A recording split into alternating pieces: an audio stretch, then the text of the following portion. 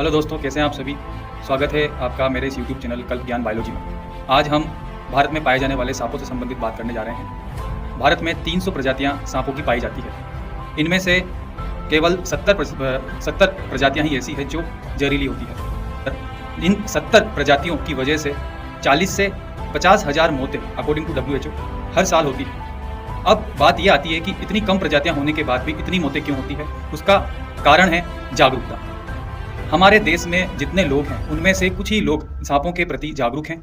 सांप का व्यवहार को समझना ये बहुत ज़्यादा महत्वपूर्ण है। सांप का व्यवहार क्या होता है, कौन सा सांप जहरीला होता है और कौन सा सांप जहरीला नहीं होता, इस बारे में पहचानना, आइडेंटिफिकेशन करना ये बहुत ज़्यादा इंपॉर्टेंट है। अगर ये चीज़ें आपको आ जाए तो आप इन सांपों से सामना होने पर अपने आप को बचा सकते हैं। इस वीडियो के अंदर हम यही देखेंगे कि जो सांप होते हैं उन सांपों में कौन से जहरीले होते हैं और कौन से जो है जहर विहीन होते हैं। तो यहाँ हम इनमें मिलने वाले जो जहर होते हैं उन जहर के बारे में बात करेंगे और इनका जहर शरीर पर किस तरीके से इफेक्ट डालता है उसके बारे में भी हम बात करेंगे। और आपको ये जान करके आश्चर्य होगा कि इनके जहर से दवाइयाँ भी बनाई जाती है। वो कौन कौन सी दवाइयाँ होती है और किस तरीके से दवाइयाँ हमारे शरीर पर इफेक्ट डालती है वो भी हम यहाँ पर बात करेंगे। आपको ये भी बताएंगे कि किस तरीके से सांप हमारे एनवायरनमेंट के लिए कितना जरूरी होता है, यानी कि यहाँ हर एक सांप जो है वो हमारे लिए घातक नहीं होता है। हमारे एनवायरनमेंट के लिए कहीं ना कहीं वो एक महत्वपूर्ण भूमिका अदा करता है। चलिए आगे देखते हैं वीडियो। जिस तरीके से सांपों के बारे में सुनकर के हमें डर लगता है, मैं ये बता देना चाहता हूँ कि जिस तरीके से दूसरे एनिमल हमारे एनवायरनमेंट के लिए जरूरी हैं, उसी तरीके से सांप भी उतने ही जरूरी हैं। तो आगे से अगर आपको सांप दिखे तो याद करना कि ये सांप हमारे इकोसिस्टम को और पारिस्थितिकी तंत्र को संतुलित बनाए रखने में महत्वपूर्ण भूमिका अदा करता है।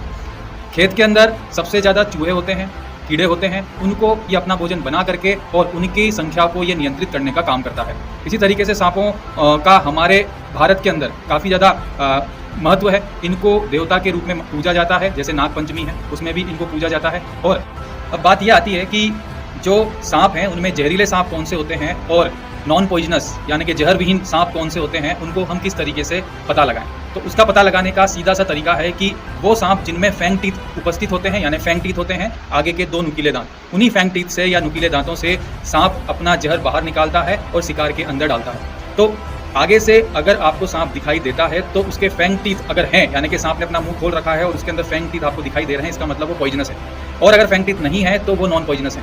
अगर स्नेक बाइट में भी आपको 2 बड़े दांतों के निशान दिखाई दें किसी के शरीर के ऊपर, तो याद रखना कि उसे पॉइजनस स्नेक ने काटा है। लेकिन अगर वहाँ आपको 2 बड़े दांतों के निशान नहीं दिखाई देते हैं, दांतों की यू शेप की लकीर दिखाई दे, तो आप ये समझ लेना कि उसे नॉन पॉइजनस स्नेक ने काटा है। तो स्नेक को आइडेंटिफाई करने का ये सबसे अच्छा तरीका है। उसके अलावा आंखों की पुतलियों से भी हम उसे पहचान सकते हैं।